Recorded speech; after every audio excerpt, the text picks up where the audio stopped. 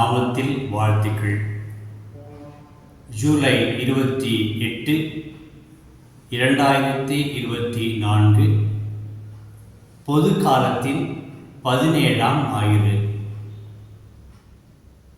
உங்கள் அனைவரையும் அன்பர்களே இன்றைய இறைவார்த்தை சிந்தனைக்கு அன்போடு வரவேற்கிறேன்.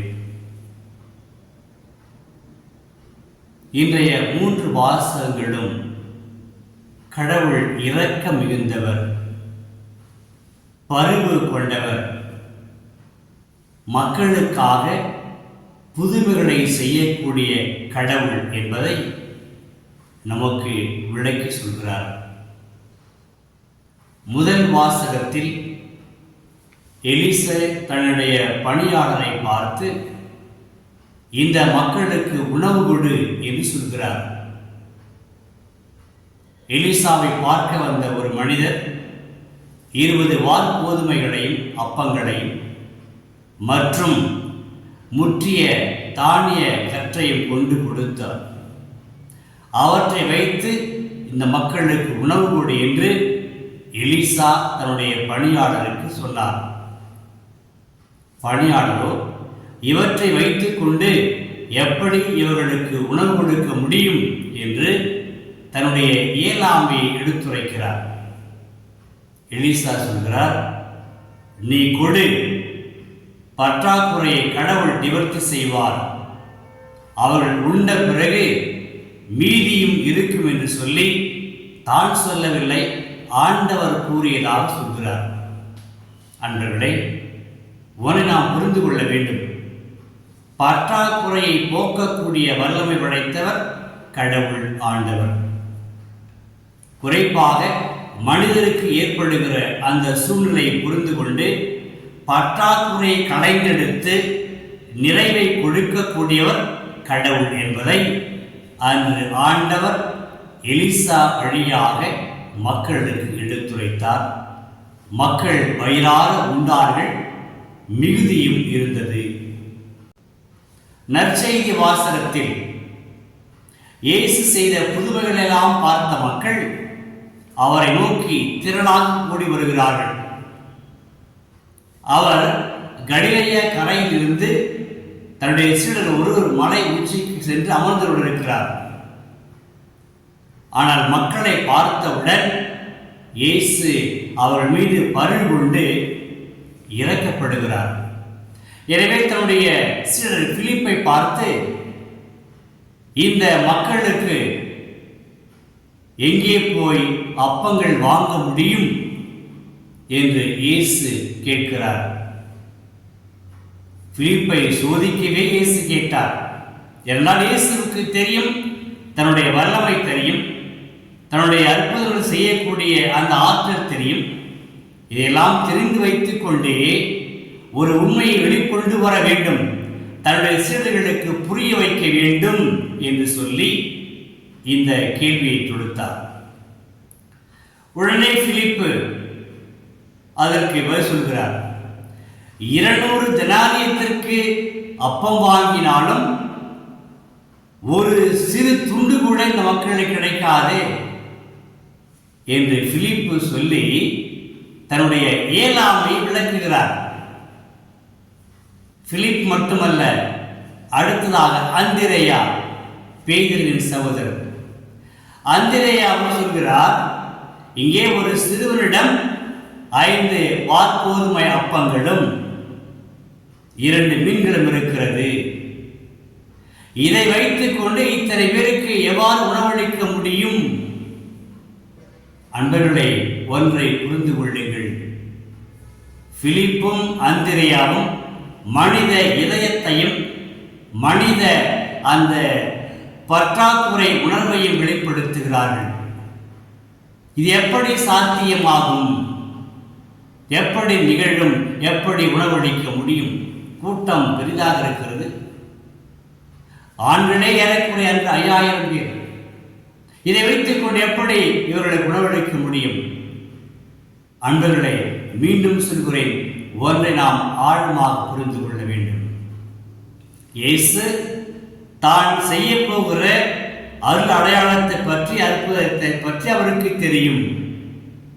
இயேசு தெளிவாக இருக்கிறார். இதுவரை செய்த அருள் அடையாளங்கள், குறிப்பாக உணவளித்தது, உடல்நல மற்றவரை குணப்படுத்ததை பார்த்துத்தான் மக்கள் அவரை நாடி ஓடி வருகிறார்கள் பெரும் திரளாக. எனவே அந்த மக்களை ஆண்டவர் திருப்பி அனுப்ப விரும்பவில்லை, பசியோடும் பட்டினியோடும். எனவே கடவுள் தன்மை என்பது எப்போதும் குறைபாடு உள்ள மனிதரை, மனித குலத்தை, குடும்பத்தை நிறைவுள்ளவாக்க வேண்டிய அந்த தன்மை படைத்தவர். ஆனால் மனித இயல்பு, பிலிப்பும் அந்திரேயும் சொல்வது போல இரு குணங்களை பேசுகிறார்கள். ஒன்று பற்றாக்குறை, இரண்டாவது இயலாமை. ஆக இயலாமையும் பற்றாக்குறையும் மனித குலத்தின் இரு முகங்கள் என்று சொல்லலாம். மனித அடையாளத்தின் இரு அகங்கள் என்று சொல்லலாம். மனித குலத்தின், மனிதனின் இரு முகங்கள், அம்சங்கள் என்று சொல்லலாம்.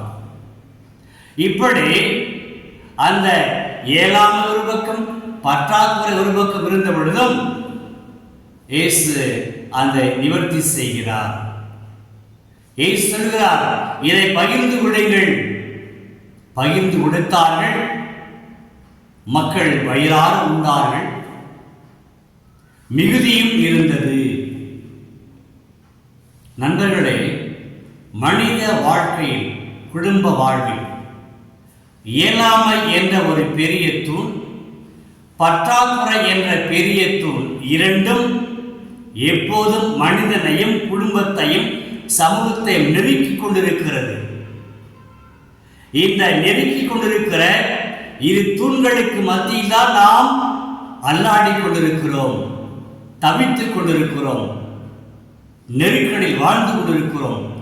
இந்த இயலாமையும் பற்றாக்குறையும் மனிதனுக்கும் குடும்பத்திற்கும் மன உளைச்சலையும் நிம்மதியற்ற நிலையையும் அவநம்பிக்கையும் ஏற்படுத்திக் கொண்டே இருக்கிறது. இந்த சூழல் ஒரு நாள் மட்டுமா? இல்லவே இல்லை. ஒவ்வொரு நாளும் இந்த சூழலை நாம் சந்தித்துக் கொண்டே இருக்கிறோம்.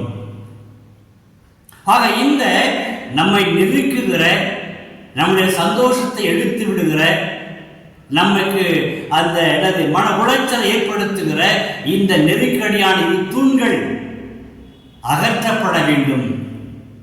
இந்த நெருக்கடியிலும் நாம் நம்பிக்கை கொண்டிருந்தால் மட்டுமே, அதாவது இயேசு ஆண்டவர் எனக்கு செய்யக்கூடியவர், என்னை காப்பாற்றக்கூடியவர், எனக்கு வாழ்வு கொடுக்கக்கூடியவர், எனக்கு இன்று ஒரு தெளிவை கொடுக்கக்கூடியவர், நான் விரும்புகிற ஒரு ஞானத்தை கொடுக்கக்கூடியவர் என்று நாம் நம்பிக்கையோடு வாழ்கிற பொழுது, எப்படிப்பட்ட இயலாமையில் வாழ்ந்தாலும், எப்படிப்பட்ட குறைபாடுகளில் வாழ்ந்தாலும், கடவுள் அவருடைய புதுமையை, அற்புதத்தை அன்று செய்தது போல இன்றும் நமக்கும் செய்வார். சிவிப்போமா? பரம தந்தையை உம்மை போற்றுகிறோம், வாழ்த்துகிறோம், ஆராதிக்கிறோம். நாங்கள் எங்கள் வாழ்வில் பற்றாக்குறையிலும் இயலாமையிலும் வாழ்ந்து கொண்டிருக்கிறோம். மன உளைச்சல், துன்பங்கள், நெருக்கடிகள் எங்களை சூழ்ந்து கொண்டிருக்கிறது. இந்த இயலாமையும் பற்றாக்குறையும் ஆகிய இரு தூண்களால் நாங்கள் நெருக்கப்படுகிறோம். ஆண்டவரை, அன்று உம்முடைய வல்லமையுள்ள கரத்தால் அற்புதத்தை செய்து மக்களை வாழ வைத்தது போல, போதுமான உணவை கொடுத்து ஆசீர்வதித்தது போல, அவளுடைய பசியை போக்கியது போல, எங்களுக்கும் எங்கள் பசியையும் களைப்பையும் போக்க வாரும். நாங்கள் கொண்டிருக்கிற கடுகளவு இந்த நம்பிக்கையை கண்கொண்டு எங்களை தொடர்ந்து நெருக்கடியற்ற சூழ்நிலையில் வாழ எங்களுக்கு வரமருளும். ஆமேன். இறைவா